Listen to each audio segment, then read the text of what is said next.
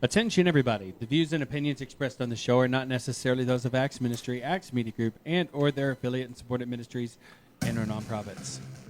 He's here today. He's going to talk to somebody that was an FBI agent. It's going to be real exciting. Here he is, Crime Time with Dr. Steve Albrecht. Take it away, Steve. Thanks, Producer Matt, Producer Jay. Welcome to Crime Time. This is Crime Time Podcast Episode 62. I'm Dr. Steve Albrecht, joining you from the Acts Media Group studios in Springfield, Missouri. For this hour, I'll be talking with Chris Holland, a retired FBI agent and former Missouri police officer. He's had an interesting career working both here and in Africa and in the Middle East. He's the founder of Holland Felony Analysis, an expert witness consulting firm that serves attorneys in criminal and civil cases around the country. Chris has served as a senior advisor to the Afghan Major Crimes Task Force and for 3 years worked daily with the Liberia National Police Commissioner for criminal investigations. The UN Police Commissioner for Liberia appointed him a special liaison to a board of inquiry initiated by the President of Liberia to investigate police malfeasance. As a civilian, he has consulted on cases of police bias or failure of due diligence in both criminal and civil arenas. He's a former adjunct faculty for George Washington University and at present serves as adjunct faculty for Southwest Baptist University.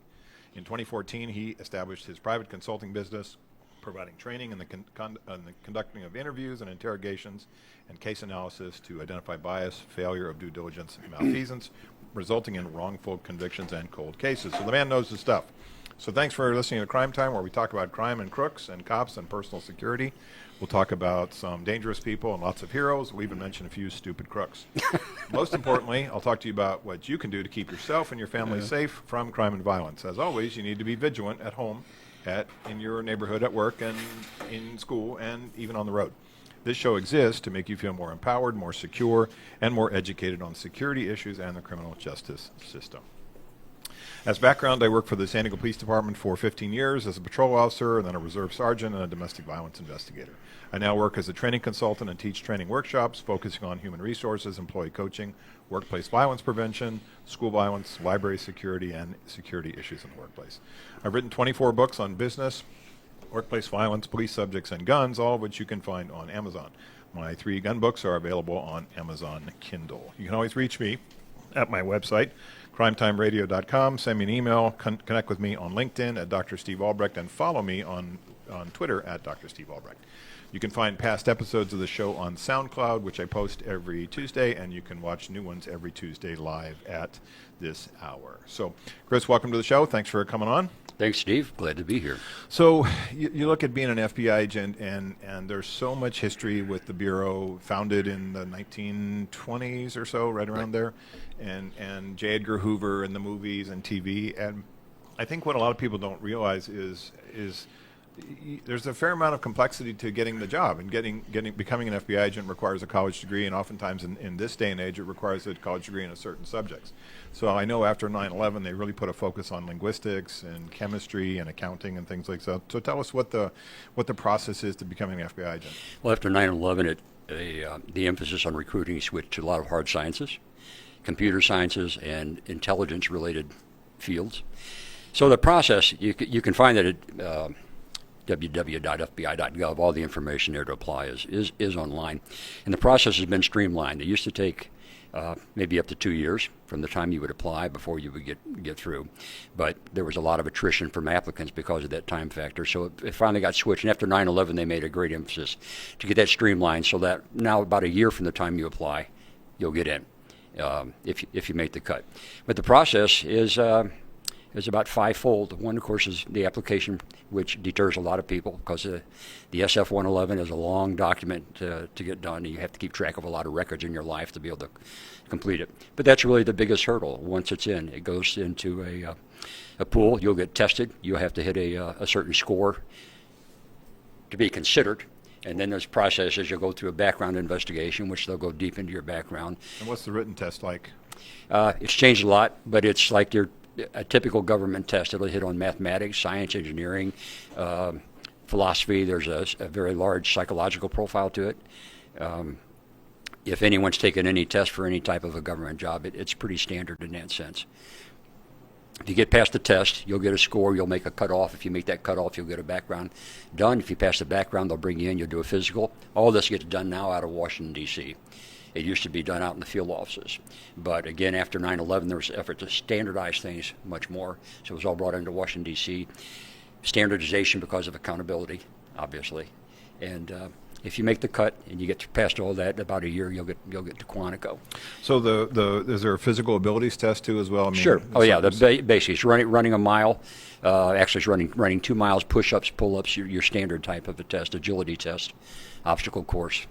Right. And the age range is 21 to 42 that you can apply, right around there, 21 to 40. 21. Actually, 37 is a cutoff. 37. Okay. 57 is mandatory retirement.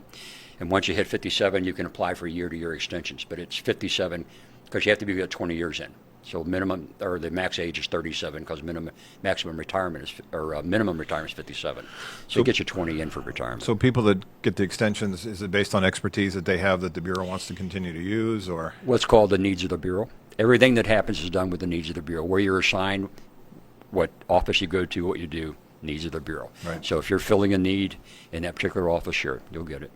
So polygraph examination Yes, as well? Okay. right. You take a polygraph in the process. So background check, written test, physical abilities test, polygraph test, and then also sort of some sort of interview process that. Right. You'll I'm sorry. Yeah, you'll go through an interview. You'll sit down with a board of agents, and they have a set of questions they're going to go through with you, and then they're going to score you on your ability to respond. Yeah, and those questions are, I think, one of the things that people get sort of confused or hung up on when they're applying for those jobs is sometimes there's no perfect answers for those questions. They're scenario based. They're trying to see how you think on your feet, how you think under stress, whether you're giving answers which are within policy, within the law, stuff like that. Exactly. It's the number one, as you hit, it's your ability to think on your feet, because you don't know what they're going to ask you.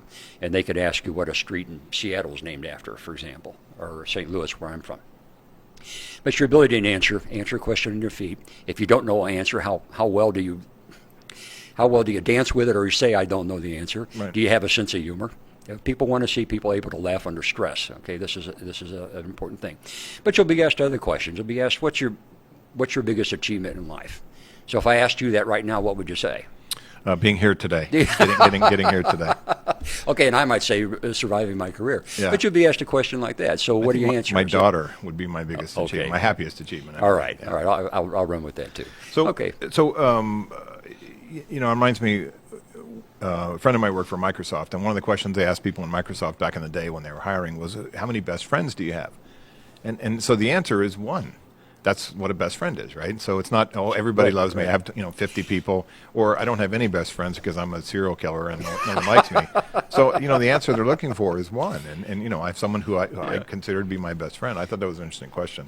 I always I do a lot of panel interviews and for government hiring, and one of the questions that a colleague of mine started asking, which I thought was genius, was to all the applicants, tell us, assume that you have the job, assume you've been hired, tell us what we do here. And the second question related to that is, assume you've got the job, tell somebody else what you do here.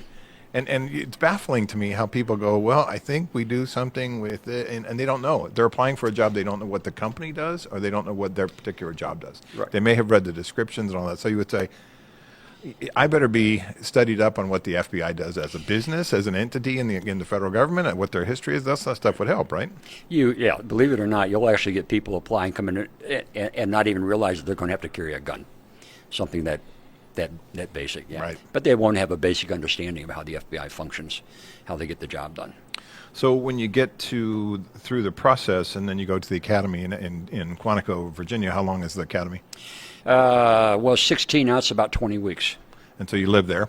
Yes, it's set up very much like a university, if you will. You have dorms. Your dorms look just like a dorm room. The rooms you stay in, you'll have a roommate, and you'll share a bath or whatever you call Jack and Jill shower, if you will. Yep. With the next one. The classrooms, everything is connected by, we should call them the gerbil walks, glassed in, so once you're inside during the winter time, you're not out. But everything there is modern and up to date as it can possibly be. The classrooms have all the latest electronics in them. Everything's self-contained. The food's pretty good. Olympic-sized swimming pool, gymnasium. It's really a pretty good place to be. If you're going to spend a few months away. It's a good experience. Well, they run about 4-year academies or so? It'll vary by, again, the needs of the Bureau. Yeah. When I was hired, they hired exactly 315 agents that year. And it will depend on how many people they need to run. And the things obviously get scheduled out years in advance based upon retirements and what they anticipate. So one of the other things I don't think people know is there's something exists called the FBI National Academy, which they typically send police, lieutenants, captains, commanders, assistant chiefs, and chiefs through. So that it's quite an honor to be put into the program. It's a decoration that a lot of people put in their resumes and in their career history. So talk about the FBI National Academy. Yeah, the National Academy, that was started by Hoover. Hoover, for all the people like to make cracks about him, was he homosexual? And I guess the big thing was that he wore women's dresses deal. The guy was incredibly bright and a forethinker in how he organized things. And the National Academy was, and it still is, a way that they bring, as you said, staff officers in from sheriff's departments and police come in there to train, and they're there for what is the equivalent of a college semester, and they get college credits from the University of Virginia out of it when they leave.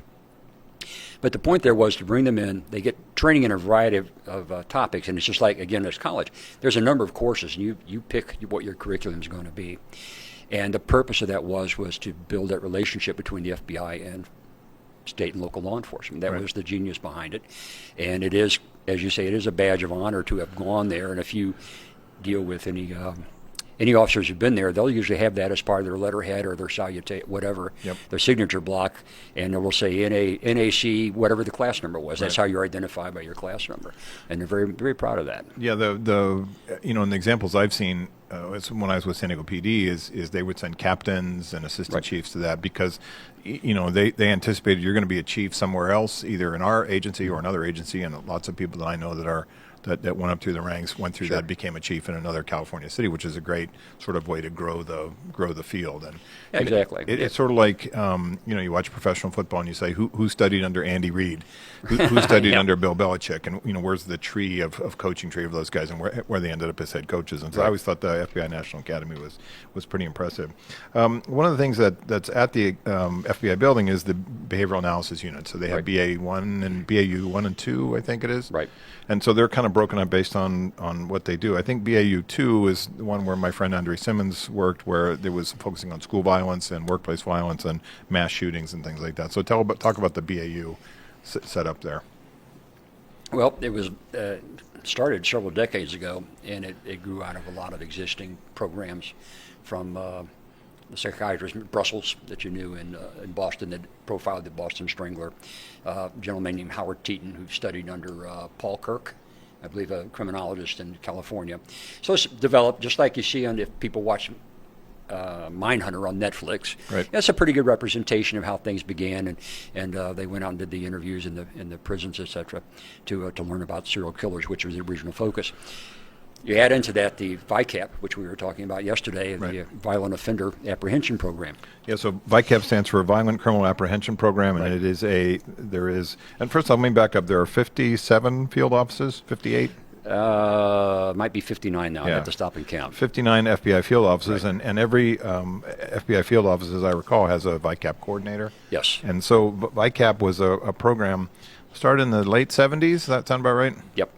So this was before we had computer databases. Now that we can find a needle in a haystack with the computer database. Right. But the original function of VICAP, I mean, at least as I know it from my understanding, I want you to clarify, is that it was really designed to gather as much suspect crime scene data about serious homicides, sexual assaults, and child kidnappings and things like that as a way to say, what are the commonalities of these perpetrators we can gather? It was a database to collect information, looking for commonality so that they could link a case from Massachusetts to one in Indiana, for example. Do we have enough commonalities in these crimes that we can link one to the other, maybe think that the same perpetrator did them? That was the original idea, and it still is.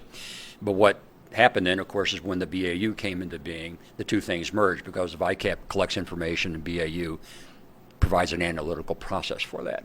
So the BAU, they support, as you say, each field office has a coordinator there. So if a Springfield PD needed to profile them, like they did on the three missing women case from from almost 30 years ago now, for example. So they would this is part of the Kansas City division. So they would contact the VICAP coordinator in Kansas City. They would set up the process to get a profile done. And then the profile itself is based upon a lengthy document that police provide, pages and pages long of minutia. And they will go and then they will prepare a profile from that. And it'll be based upon the crime scene, whatever forensic evidence was available. Photographs, witness statements, anything they can possibly brought into bear to try and create a picture of what happened that night and who might possibly have done it. And including suspects that they've already interviewed and yes, possible people that are on their list of... It can redirect you back into one. There's several cases where suspects had been interviewed, they'd been passed on, and then the profile they've looked at and said, gee, I think we've already run across this guy. Right. And they've gone back and re-interviewed him, and bingo, they got the guy. So we look at the serial killer sort of modality is for some of these perpetrators, it's movement. It's, they live in one city and they engage in their crimes, and they move to another city and they engage in the same crimes. We've seen the truck driver serial killer happen with, some of these guys, the Green River Killer and guys like that. So there's a mobility there which says these guys are going to replicate their crimes in other locations. There's travelers. Israel Keys is one of the most famous of them, who actually would go to areas prior to the killings, and he would have his abduction kits made up. And they would be there, and as he traveled from place to place, he had his kit already available, and he would go out and make the snatch. So VICAP, if you have these occurring across the country, then VICAP becomes an area where they collect those various murder books, if you will. They get all that information in, and they can start to develop a profile on someone like Keys, who travels from place to place. Right. So homicide keeps a murder book. It's the notebook, the physical thing that has the photographs, the crime scene, the sketches, the interviews, all that stuff. And so you look at one of the powers of the FBI, which is they can multiply those resources across all 50 states. And so a small PD says, this is what's happening in our area, sheriff's department. They can really maximize what the FBI can do at any given time and place, if the situation warrants, is it can literally bring 10,000 agents to focus on a thing, if that's what needs to be done, and it can happen in literally in a matter of hours. Like a bombing, something like that. A bombing. Yeah. The Mirror building blew up in Oklahoma City, and within a day you had 5,000 agents across the country following leads on that. Yeah. They can generate a tremendous amount of information very quickly. Just to talk about the Mirror building, the Oklahoma City, McVeigh, I crossed the country with my partner from California. He was moving to Kentucky, and my car partner from the PD, and we stopped there. And I couldn't go inside the actual museum. It was too painful. Mm-hmm. And we walked around and you see these chairs, which are symbolic of the death, and then you see these little tiny chairs, which are children who died, largest case of pediatric homicide in the history of the United States. So we're looking at these little chairs, and they're lit up, and I was in tears. I couldn't go inside the building. We were looking at photographs of people that went to work and dropped off their children at the daycare, and then were both killed, the parents and the child. And I don't know whether gloss over is the right word, but as a nation, we put that to bed, just like we put other horrible things like the Boston Marathon bombing and the first World Trade Center bombing in '93, and then 9/11. And those things exist, and it's just such a powerful reminder. I did a conference about a year after that on workplace violence, and we had one of the speakers was a major from the Oklahoma City Fire Department, and he said when he was standing at the scene of the bombing, as soon as it was stable, he could hear the building creak because it was so damaged, and he said when he would go into his house and open a door and it would creak, or he'd open the dishwasher and it would creak, it would take him right back to that time. He said it was horrible. And so, look at the one small cadre of horrible guys can do that amount of damage in our country. Look like, the 9/11 hijackers of 16, 17 of these guys can do that much damage in our country. And, evil exists in the world. And so, that's why we go back to this idea of, you and I have been talking about how the challenges in law enforcement, and talk about it too in your career. You started out as a street cop in Missouri, but decided to go into the FBI. What was the motivation? Just ready to go on. I'd been a cop for 5 years. I just finished graduate school and was ready for another challenge. And I picked the phone up and called the Marshal Service, and no one answered the phone. So I called the FBI, and they answered. And I got an application. It actually took me, I think, about 9 months. Yeah. 10 months to get through. So the movement into the FBI. I mean, people have to have a college degree, right? I mean, you need right. one. Now, Unless you're a Pashtun speaker or an Arabic speaker or something, they can maybe make exceptions. No, that you can get hired not as an agent though. Yeah. Back the image always was of the accountant, the attorney deal. But even back under Hoover, that was not the case. There were lots of guys, especially during the 30s, with the new era of the automobile and the Tommy gun. A lot of cops, especially got a lot of guys out of Texas and Oklahoma, Right. Because they were quote unquote manhunters, Right. and they were hired.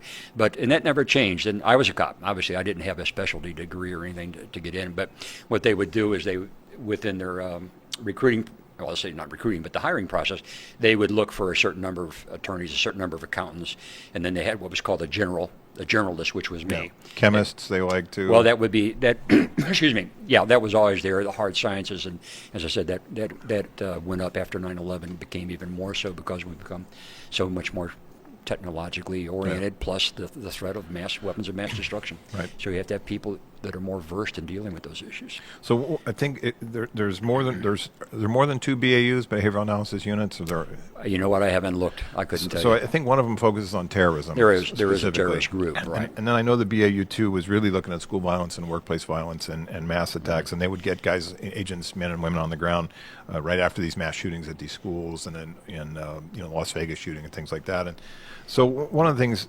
in my work in workplace violence prevention, the sort of Bibles for our work is the work that's created by the Secret Service and the work that's created by the FBI. They come out with really, really solid reports which are well researched, based on their being at the scene of these incidents, talking to these perpetrators if they survive, talking to the victims, doing an analysis of what happened. And they write reports that guys like me can read and turn into training materials and things. So the Secret Service has a National Threat Assessment Center, and they've been talking to assassins, people that shoot public figures since 1865 forward.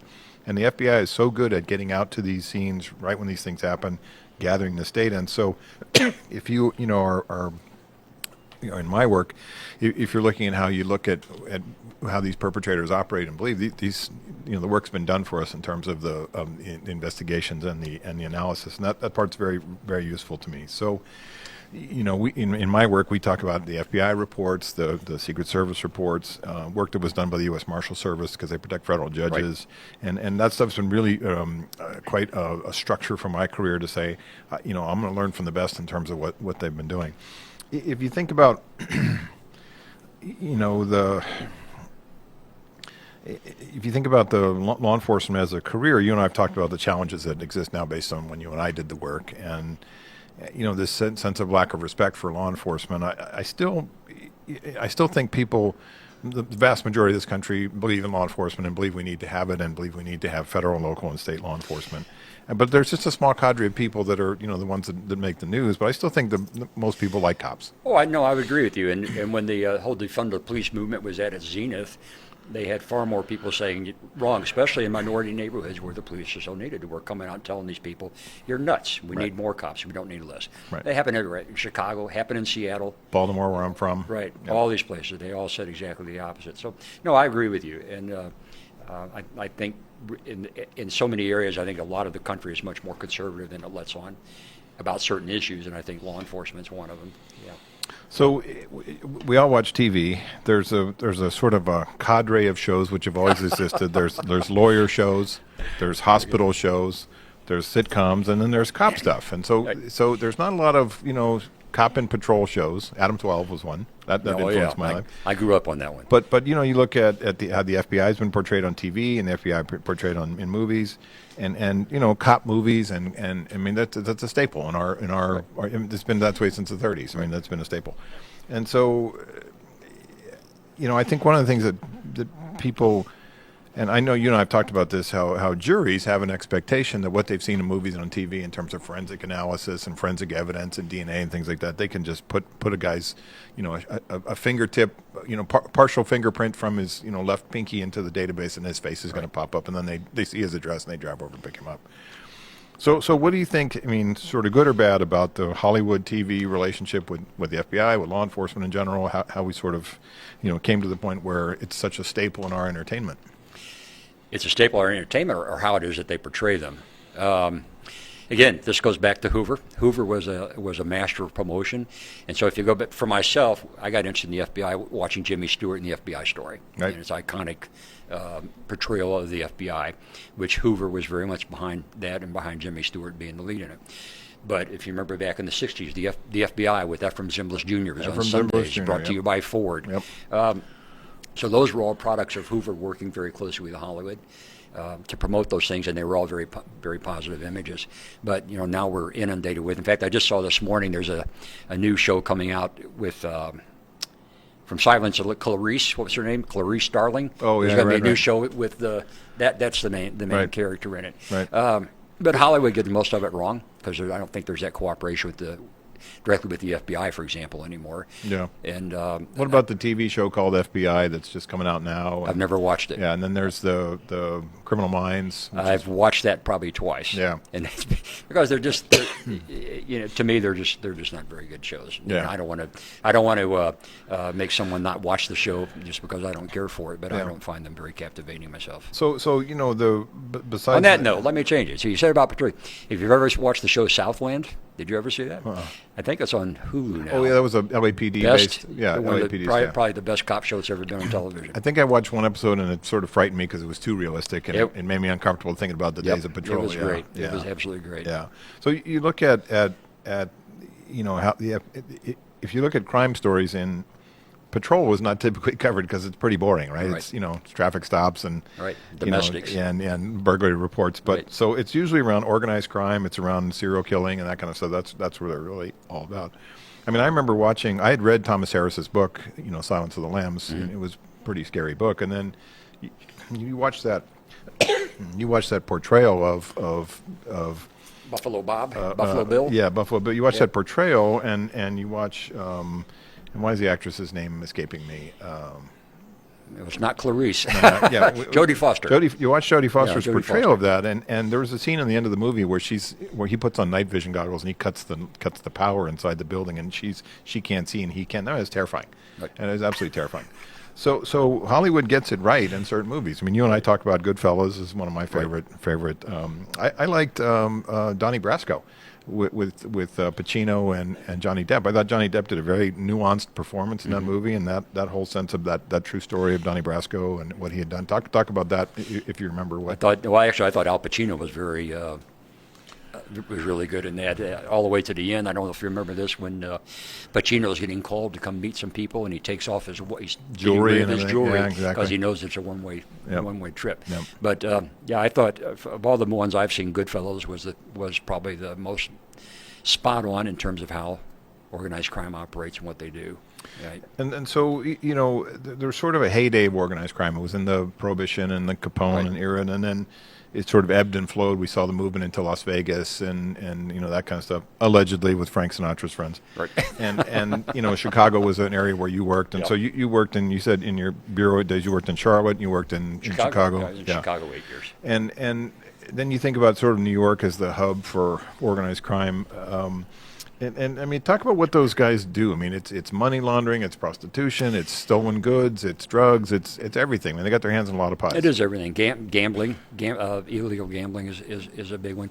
It's in everything, and it varies a little bit. In Chicago, a lot of control of unions. Chicago is an incredibly union city, so there's a lot of control there. New York too.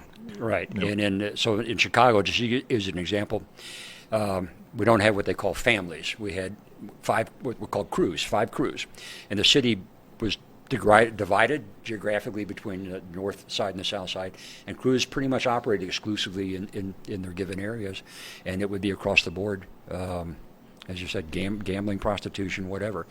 The big change in all that since about 1990, of course, was the fall of the Berlin Wall came down, the USSR dissolved, and so what happened then was you had all the Eastern European and the Russian organized crime came in. So the field's become much more diversified in the last 30 years than what we usually did. Because prior to that time, if you said organized crime, you thought the Italian Mafia, the Costa Nostra, the Sicilian Mafia, which is different, which we had a big presence for that in Chicago, but those were the main players. But in the 90s, of course, you had coming out of L.A., Bloods and Crips, Right. the black gangs, Right. and then, of course, MS-13. But then in 1990, it all just began to cascade with the fall of the USSR. So you look at one of the themes in Goodfellas is they didn't really get into drugs until about the 70s, and there was a whole scene with Paulie and Ray Liotta's character. He doesn't want him to get involved in drugs. Right. So you look at the arrival of crack cocaine into the inner city neighborhoods and the movement.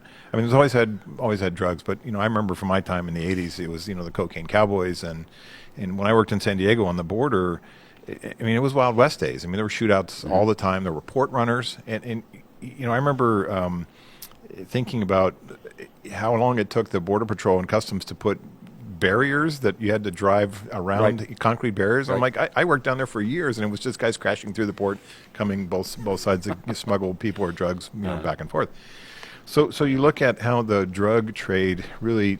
I think there was. Correct me if I'm wrong. There's sort of an honor amongst the mafia. We don't mess around with drugs. We'll do everything else. But then drugs became so lucrative. They said we're going to sell as much drugs as everybody else. So much money.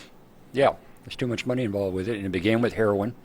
After World War II, that's when they really got into drug trafficking, because during World War II, you had the connections out of Sicily, and that's where it began with Lucky Luciano. Okay, because Lucky Luciano was engaged in World War II to fight the Nazis, and had organized crime, helping the FBI in the United States, watching for saboteurs, etc. But that was the connection. Was right after World War II. The heroin started coming, transported by Sicilians, who were the original ones involved in the Sicilian organized crime, and then it branched out into the mafiosos, if you will, Right. Cosa Nostra. And then you look at just the cocaine 80s rush. It came in through Miami and Los Right. Angeles and Texas and everywhere, and Right. just inundated this country. I remember talking to a guy who was a Hollywood producer, and he said, back in those times we decided, could we make more money making a movie, or could we make more money selling cocaine? That was sort of our deciding, in some of these production companies. We can make more money selling cocaine. Why make a movie? Oh yeah. You get the cocaine flow was incredible. We used to, in Chicago, I would say we did it every week, but a lot of times, we would take down literally trailer loads at a time of cocaine that came out of Mexico through Texas. Right. And there was a regular pipeline flow, and So you have a Trouble John with me. Gotti or a John Gotti Jr. story for us? met Gotti one time. He was here at the federal prison hospital. Senior. Yes, and I had throat cancer at the time, which is why he was here at the medical facility, and his son had to come out, and his son was under indictment in New York. So his son came out to talk to Daddy about whether or not he should take the plea, and I personally thought John Gotti was about repugnant. Just I watched my language. Senior. Yes, Yeah. but Senior was just a. How many murders could you think they tied to the guy? 2 dozens? Well, I don't know. Well, how many did Sammy the Bull Bravano kill? Right. Alone, and I think he was like 19 or 20 by himself, if Because I remember right. You want a little piece of trivia here? Sammy the Bull Gravano, a Gotti henchman, has his own podcast. I thought he was in prison. My dad just sent me the link for his new podcast. He's out of prison. Yeah, he's got his own Again. podcast. So All right. so Well- the world has officially ended because now everybody has a podcast, Yeah. including him. There's nothing. Yeah, Sammy, for those who don't know, he testified against Gotti and went into witness protection program. Then he ended up in jail again because he got involved in selling meth. Right. But I got Gotti because the son came down here, wanted to talk to Dad, and then we had to videotape the meeting. We weren't allowed to be in the room, but we had a live video stream of the meeting. Right. And that was my encounter with. So you met both of those John. guys. Yeah. Yeah. Well, tell me the handshake story. Real charmers. Yeah, tell me. Gotti had never in his life shaken hands with an FBI agent. And when we went in, the warden introduced us before he said I was from the FBI. And so Gotti was like, well, Rats. Yeah. Wish that hadn't happened. Yeah. So you never washed your hand again after shaking oh hands? yeah, I Okay. washed it pretty Okay. quick. That's good. Yeah. So you look at your evolution in terms of your work. Yeah. You've come, through local law enforcement into federal law enforcement, and you have a pretty broad brush. When you left the FBI, then you got involved with working overseas in specifically in Africa and in Afghanistan. So you're working as a contractor and doing support of police services over there. It's got to be pretty challenging to say our ethics and laws and codes and things are not nearly the same as they are in Afghanistan or in You Liberia. think? Right. no, they don't. They're not on the same page at all. I was a senior advisor with the Afghan Major Crimes Task Force, which they were trying to develop as a quasi FBI capability. We had about 300 people, if I remember right, that were brought in, not Afghans, 300 Afghans from their various agencies, one of which is like the CIA. So half these guys were like CIA spook types of guys. But they were brought in together to create this organization. And, yeah, it's a challenge. Everything you're dealing with is a challenge. Right. The corruption is incredible. You're trying to, you sit there and you're talking to a guy and you're talking about how you do an interview or you need some information. And the guy sits there, looks at you straight-faced and says, well, we go hanging from a chain on the wall and I start beating him until he talks. That was accepted. This is the way they'd always done business. Right. So trying to kind of change that mindset was a bit difficult. Now, I say that. Met some absolutely terrific Afghans there, guys that you love to work with, that just really wanted to learn what you had to impart to them and to use it. But it's quite a challenge, and when people hear complain about things, they have no idea what they're talking about until they've been. And so talk about else. Liberia. Where is that geographically in Africa? It's on the west coast. As you look at the bulge of Africa, it's down on the south, the backside of that bulge, if you will, next to Sierra Leone, we were talking about yesterday. How do you get there? You can't get there from here. It's a slow boat. Yeah, no, you can fly. Monrovia is the capital. Monrovia has an airport, but Monrovia you can't land on instruments at the airport there. And we had guys stuck about for a week in an adjacent city just because they couldn't make the 200-mile hop to land in there. But so how do you get to Liberia from wherever? You can fly straight city? out. You fly From Germany or? From from Atlanta or New York. okay. You catch a. United or KLM, whoever, and they'll fly from here. You'd fly into Ghana, which is you'd land in Ghana. Straight flight to Ghana and then to Monrovia. It's a straight flight. There's no layover. Only 20-something hours, probably, right? Yeah, I'm trying to think 22. about 22 hours. It's a long haul, and then you're not counting the time you've been sitting. If you're coming back, you might be sitting in the airport in Monrovia 4 or 5 hours. I made one trip. I think took about 30 hours to get home. Wow. Yeah. So from there, when you came out, and then you said, I have such expertise. Talk about the work that you in civil and criminal cases. You support attorney work. You support things that happen in the criminal court system. So you have a forensic practice now. Well, not hard forensics, not hard science, obviously. But yeah, I work primarily for plaintiffs in civil matters, and I've worked for defense attorneys in ongoing criminal matters. So an expert witness is just basically someone that has more knowledge about something than the average person. I forget the exact definition of it, but so that you understand where that comes from. With the defense attorneys, it's usually a very specific thing they're looking for you to do. They know where there's a flaw in the case, and for me, one of the things I do is I analyze interviews. So a police interview, they sit down, do an interrogation, and I would watch the video and I go through and say, well, here's what happened, here's the technique that they used or didn't use, etc. And that's the kind of thing a defense attorney is looking for. One case in particular out of Seattle, Washington, they had a kid 18 years old on the autism spectrum, and they were trying to hang a first-degree murder case on a guy getting stabbed to death over an ounce of marijuana, if you can believe this.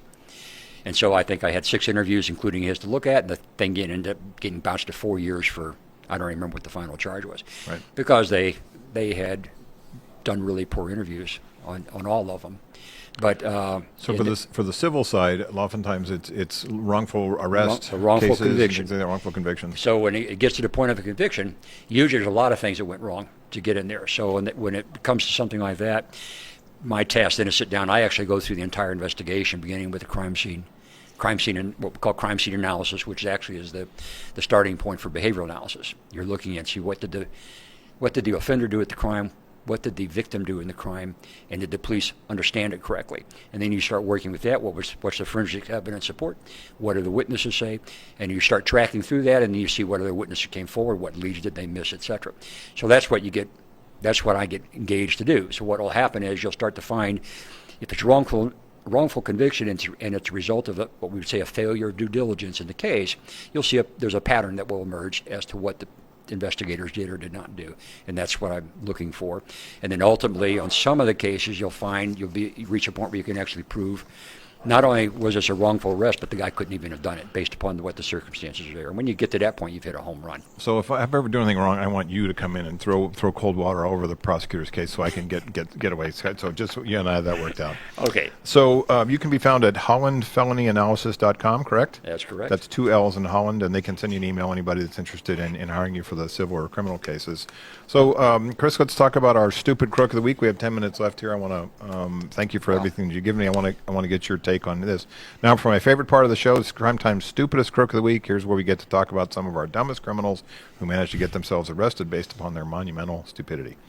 A man in the state of Kansas was arrested for driving a stolen SUV to bail out his brother, who had been jailed only hours before for stealing a separate SUV. The first sibling caught was 36-year-old Eric Dean McCracken. He was arrested for driving a Chevy Trailblazer with a suspended license. Police then revealed that the SUV had been reported stolen. Hours later, his younger brother, Keith Ray McCracken, was arrested for leading deputies on a short chase in a stolen 2015 Chevy Alvarado that was also stolen. It is believed that the younger McCracken was en route to Jackson County Jail to post bail on his older brother in a stolen vehicle, the sheriff said. They were since reunited in jail. So drove a stolen vehicle to pick up your brother who had already been in jail for driving a stolen vehicle. God bless stupid crooks. Let's take our Crime Time IQ test here with this week's crime quiz question. Okay, Chris, here you go. I'm putting you on the spot here. Did you know that there is a U.S. Zoological Police Department? And I did not know this. There is a U.S. Zoological Police Department. Have you ever heard of this? I did not know that, but I'm really not surprised. The U.S. National Zoological Park police officers are specifically assigned and sworn to the National Zoo. And that's what they protect, the National Zoo in D.C. and the Smithsonian Conservation Biology Institute in Front Royal, Virginia. The National Zoological Park Police is one of the oldest police forces in the District of Columbia. According to the National Zoo website, the Zoological Police, man, look at the patches they must have. That's some long names. The Zoological Police was one of the original 5 police agencies in D.C. created in 1889. The 163-acre National Zoo is a Smithsonian facility in the District of Columbia and is staffed 24 hours a day by full-time U.S. National Zoological Park police officers. The National Zoo also maintains a 3,200-acre research facility called the Smithsonian Conservation Biology Institute in Front Royal, Virginia, which is staffed by members of the National Zoological Park Police. NZPP officers are federal law enforcement officers and carry full law enforcement jurisdiction within the District of Columbia and Virginia that work closely with Metropolitan D.C. cops and the U.S. Park Police, as well as other federal law enforcement agencies to include Virginia law enforcement. Who knew, right? So most people, back to your career again, most people that go through law enforcement, like the Secret Service has an academy in Beltsville, Maryland, and then a lot of people that go through federal law enforcement go through Glencoe, Right. Georgia. Flitzy, Flitzy, the federal law enforcement training. So have you been down there? No. And that's, I would say, FBI's got its own training, Secret Service has its own training, but I think everybody goes, all the basic special agents go through Glencoe, don't they, before they get assigned to their specific agencies? The FBI does not. The FBI, no. What's that? So the FBI has its own. Yeah, everything is Secret Service has its own. Completely done at Quantico. But all the other agencies like marshals and park police and all that, Capitol Police, they all go through. I think they all go through FLETC, right? Federal Law Enforcement Academy, right? So time for Crime Time safety tip. This week's tip falls into the category of life called just in case. So just in case you ever have your house tented for termite treatment, make sure that you literally move out anything that is valuable, rare, important, or stealable from your house before you let the pest control people tent it. This includes money, checkbooks, jewelry, guns, art, your important papers. Why? Because there are burglars out there, and I did a case about this once, who are just brave and dumb enough to risk going inside your house, even if it's full of life-threatening insecticide. They will risk their own death, typically by putting on sort of a half-assed hazmat suit and a breathing kit and cutting a hole or climbing under the tent and going into your house and stealing your stuff. I know it sounds amazing, but I know 2 homeowners who had this happen to them. You need to tell the extermination company to lock your entire house, doors and windows, during the tenting process just to make it harder for any potential burglars to get in. Use your phone to videotape the inside of the house while doing a walkthrough with the exterminator to show that you don't have any valuables inside.